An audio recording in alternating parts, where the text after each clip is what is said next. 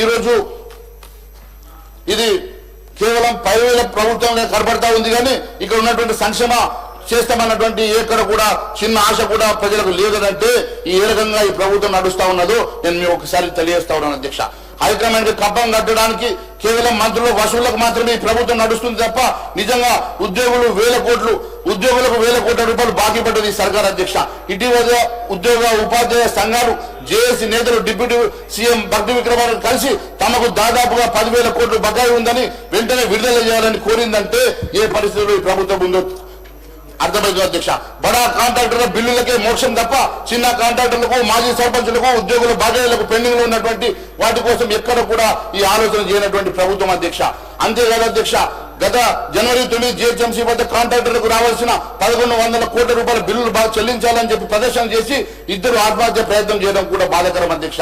అంతేకాదు అధ్యక్ష, రైతు భరోసా కోసం చేసినటువంటి మరి అప్పుడు కూడా దాదాపు ఇక్కడ 1,000 కోట్ల రూపాయలు 40,000 కోట్ల రూపాయలు విలువైన భూములను తాకబెట్టి ఈ రోజు 10,000 కోట్లు తెచ్చి 9,000 కోట్లు రైతులకు రైతు భరోసా ఇస్తామని చెప్పి వారికి ఇవ్వకుండా మరి బడా కాంట్రాక్టర్లకు మీరు బిల్లుల కోసం ఖర్చు పెట్టడం అంటే ఇది ఎంత బాధాకరం అంటే ప్రభుత్వ సభను కూడా తప్పుదో పట్టించడమేనా అధ్యక్ష.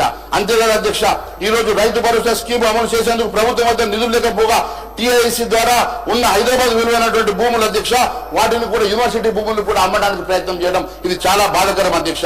అంతేకాదు అధ్యక్ష, బిల్లుల మీద శ్వేతపత్రం విడుదల చేయాలని చెప్పి డిమాండ్ చేస్తా ఉన్నాం అధ్యక్ష. అంతేకాదు అధ్యక్ష, ఇంత స్థాయిలో భారీ అవినీతి ఈ ప్రభుత్వం చేస్తుందని కాంగ్రెస్ ఎమ్మెల్యేలే మాట్లాడుతున్నారంటే బాటంగానే కాంగ్రెస్ ఎమ్మెల్యే చెప్తున్నారంటే ఏ పరిస్థితుల్లో ఈ రాష్ట్ర ప్రభుత్వం నడుస్తుందో ఒకసారి చివరిగా తప్పుడు అంచనాలతో బడ్జెట్ సైజ్ పెంచారనేది అధ్యక్ష. 2025-26 బడ్జెట్ అంచనాలు మొత్తం 3,04,965 కోట్ల అధ్యక్ష. రెవెన్యూ ఏం 2,26,982 కోట్ల అధ్యక్ష. మూలధనం కేవలం 36,504 కోట్ల అధ్యక్ష. బడ్జెట్ రాష్ట్ర ఆదాయంలో 2,29,000 కోట్లు పైగా చూపారు అధ్యక్ష. 24-25 సవరించిన బడ్జెట్ గణాంకాలు తీసుకుంటే అధ్యక్ష 2,02,000 కోట్లు చూపిస్తున్నారు అధ్యక్ష. అంటే అక్కడ రాబడి దాదాపుగా మరి తగ్గిపోయింది అధ్యక్ష. దాదాపు 27,000 కోట్లు తగ్గింది అధ్యక్ష. 23-24 కూడా ఏడాది వచ్చిన ఆదాయము 1,69,000 కోట్లే అధ్యక్ష. ఇప్పుడు కూడా దాదాపుగా ఇదంతా కూడా 40-50,000 కోట్లు తగ్గుతాయని గతంలో చెప్పాం, ఇప్పుడు కూడా చెప్తా ఉన్నాం అధ్యక్ష.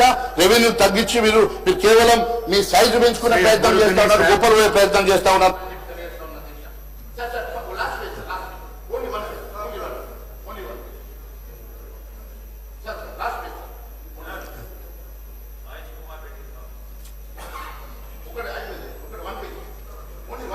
No, please. Only one page. Sir. అధ్యక్ష, బీఆర్ఎస్ బాటలో కాంగ్రెస్ నడుస్తుందని చెప్పి జానారెడ్డి గారు మాట ఒకసారి నేను గుర్తు చేస్తా ఉన్నా అధ్యక్ష. గత 10 ఏళ్లుగా బీఆర్ఎస్ సర్కార్ చేసిన తప్పిదాన్ని ఇప్పుడు కాంగ్రెస్ సర్కార్ చేస్తుంది. కాంగ్రెస్ ప్రతిపక్షం ఉండగా అప్పటి అధికారంలో బీఆర్ఎస్ ఇలాగే భారీ బడ్జెట్ అసెంబ్లీ పెట్టినప్పుడు అప్పటి ప్రతిపక్ష నేత జానారెడ్డి గారు రాష్ట్రానికి వచ్చే సొంత ఆదాయము కేంద్రం నుంచి వచ్చే నిధులు అప్పులు చేయడానికి ఉన్న వెసులుబాటు అన్నింటినీ సరిగా బేరీజు వేసుకోకుండా కాంగ్రెస్ సర్కార్ అప్పుడు కేసీఆర్ సర్కార్ తప్పు చేసిందని చెప్పి చెప్పారు అధ్యక్ష. మరి బడ్జెట్ ఆశల పల్లెకిలు ఊరేగించి మాదిరిగా ఉందని ప్రజలను భ్రమింపజేసినట్టుగా అప్పుడు చెప్పారు కదా అధ్యక్ష. ఇప్పుడు మరి మీరు అదే పాటు నడుస్తున్నమాట వాస్తవం కాదని అడుగుతా ఉన్నాను అధ్యక్ష. అంచనాల బడ్జెట్ 1,000 కోట్ల కోతలు లేకుండా సవరించే బడ్జెట్ ఉంటుందా? ఈ రోజు రివైజ్ ఎస్టిమేషన్ లేకుండా మీ బడ్జెట్ ఉంటుందా? సవరించే బడ్జెట్ లేకుండా ఈ బడ్జెట్ ఉంటుందా? ఒకసారి సభకు మరి గౌరవ ఉప ముఖ్యమంత్రి గారు తెలియజేయాలని చెప్పి నేను తెలియజేస్తాను అధ్యక్ష. అంతే కదా అధ్యక్ష. ఇప్పుడు మొన్నటికి మొన్న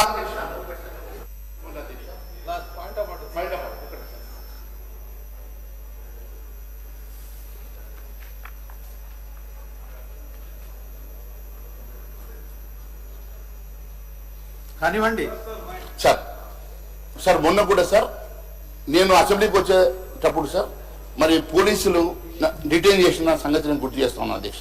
ఇది పేజ్ నెంబర్ 274 అధ్యక్ష. ఇప్పుడు when a member is arrested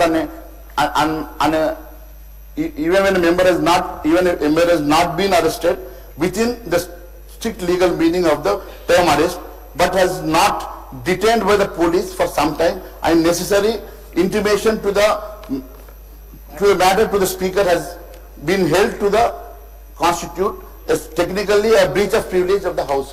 Sir, it is unfortunate that the police have detained me while coming to assembly and without informing to the speaker they have detained me and put me in detention for more than 2 hours, which we brought to the notice of the speaker. So far, no action has been initiated against them. I request you to kindly look into this matter. Thank you. Sir, Sir, Akbaruddin, sir. sir, 1 minute. Sir, Honorable Panel Speaker, sir. Sir, వారు గౌరవ సభ్యులు మహేశ్వర్ రెడ్డి గారు చెప్పింది assembly ప్రాంగణంలో జరగలేదు అధ్యక్ష. అది assembly gate 3 అవతల జరిగిన సంఘటన ఇది. సో వారు స్పెసిఫై చేసిన రూల్ ప్రకారం మనకు వర్తింప కాదు.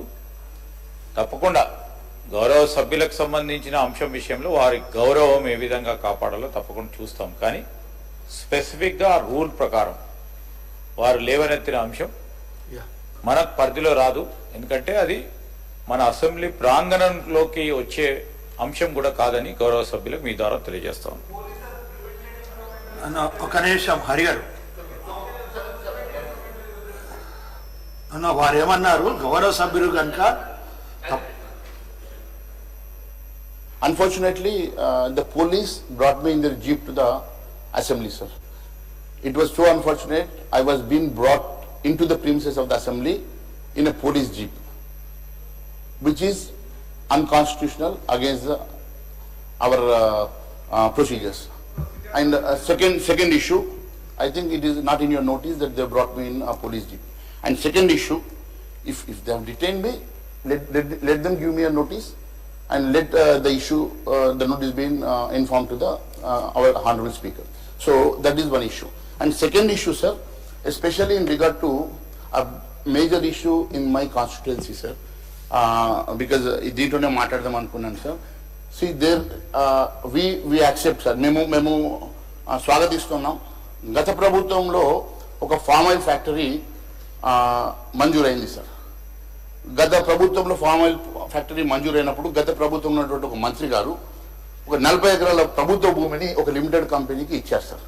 ఇవ్వడంతో అక్కడ వాళ్ళు ఫ్యాక్టరీ దాదాపుగా 4 సంవత్సరాల నుంచి ఫ్యాక్టరీ కట్టక ఈ రోజు కడదామని చెప్పి వస్తే సార్, ఆ ఇచ్చినటువంటి ఆ ల్యాండ్ ఇది joint inspection committee was constituted to identify that land and to see the feasibility of the land. Unfortunately, the joint inspection committee has mentioned that hence the land is a part of Godavari river itself. The land is just in a distance of 100 meters from the downstream toe of the left earth dam of SRSP.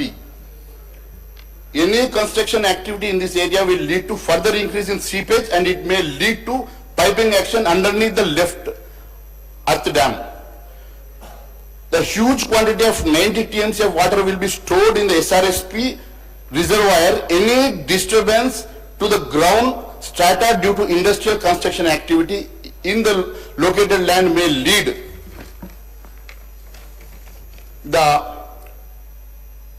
catastrophic failure, causing downstream induction, thereby posing threat to a huge life and property loss. Any construction activity in this island portion will obstruct the free flow of flood water as the entire proposed land will be under submergence of design discharge of 16 lakh cubic of SRSP spillway. Sir, this has been given during the early government in 2024, October 16th. Sir, in spite of this, there is a అక్కడ దీని పక్కన ఒకటి natural గా form అయినటువంటి ఒక చిన్న కుంట ఏర్పడింది. దాంట్లో మొసళ్ళు దాదాపుగా 50-60 మొసళ్ళు దాంట్లో పెరిగినాయి అధ్యక్ష. అది ఎట్లా జమ అయిపోయింది. సో అక్కడ ఒకవైపు మొసళ్ళు ఉన్నది, దీన్ని అంటుకొని అప్పుడు మరి అప్పటి మంత్రి గారు ఏం ఆశపడ్డారో తెలియదు. ఆయన భూమి పక్కన ఇప్పించుకున్నారు. దానికి మాకు ఆబ్జెక్షన్ లేదు అధ్యక్ష. మేము ఏమంటామంటే ఒక లిమిటెడ్ కంపెనీకి సంబంధించినటువంటి మరి అక్కడ ఒక ఆయిల్ ప్రెస్సింగ్ యూనిట్ వేసుకోవాలనుకుంటే ఇప్పుడు not at the cost of project అధ్యక్ష. ఒక 16 లక్షల ఎకరాల ఆయకట్టు ఉన్నటువంటి ప్రాజెక్ట్ సేఫ్టీకే ఇబ్బంది ఉన్నటువంటి ఏరియాని ఎందుకు ఎంచుకొని అక్కడ మరి ఇంతగానో అధికారుల మీద ప్రెషర్ పెట్టి మంత్రి గారు, అగ్రికల్చర్ మంత్రి గారు ప్రయత్నం చేస్తున్నారో నాకు తెలియడం లేదు అధ్యక్ష. మంత్రి గారికి ఏమన్నా పర్సనల్ ఇంట్రెస్ట్ ఉంటే మరి ఇంకొక ల్యాండ్ అలొకేషన్ చేయించుకున్న